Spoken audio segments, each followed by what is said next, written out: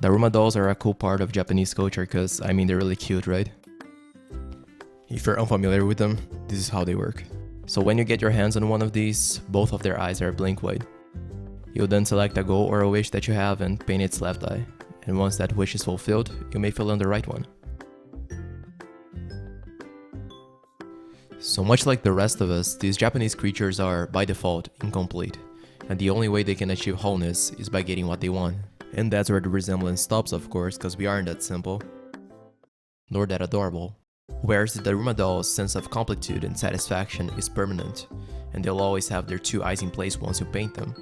People, on the other hand, are complicated, right? Were you to have the same system in place, you'd probably have to replace your eye every 5 minutes or something. It would be a mess. So it doesn't matter how many Daruma dolls we buy, it will never be enough. It doesn't matter whether you filled your whole living space with them or how many right eyes you've painted. It kinda doesn't work.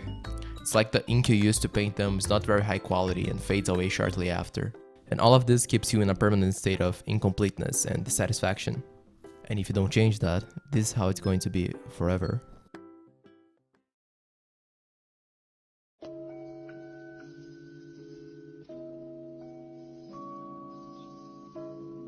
Okay, so how do you change that? Well, the Buddha is a guy who wondered about that, and he had an interesting idea, which was also very simple. He was like, well, how about you just stop wishing?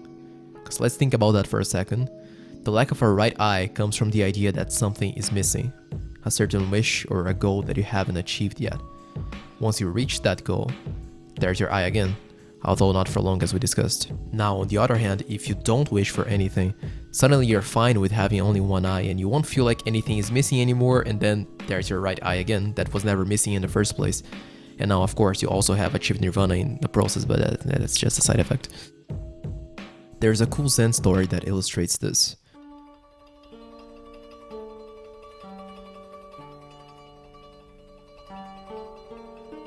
So a Zen master, I forgot his name, he was walking through a market when he overheard a conversation between a customer and a butcher.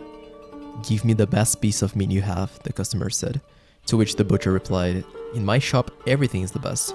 You cannot find here any piece of meat that is not the best."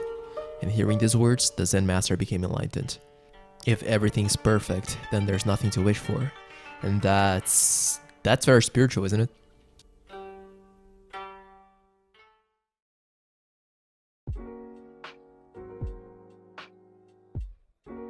Desire is the root of all suffering, the Buddha says. So let's reflect about desire for a second. What is it that you really want? Do you actually want a Lamborghini and a mansion and $1 million? Yeah, you do. Well, let's take it one step further and think about what's the actual end goal. Of course, we are dopamine craving creatures, so we are in search of that. But these dopamine rushes are quite fleeting, so what's perhaps a more long-lasting reward we're in search of?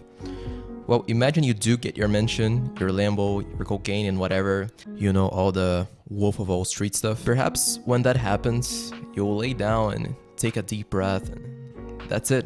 You've made it. You can die in peace now because you have won in life. You have achieved everything there is to achieve and now there's nothing that needs to be done anymore. Maybe you can just enjoy the fruits of your labor. Now, that idea may just be a fake image that we have. Maybe it's just an illusion. But it is kind of the idea. So if we think about it, one of the main rewards you get for achieving everything you want is not wanting anything else anymore.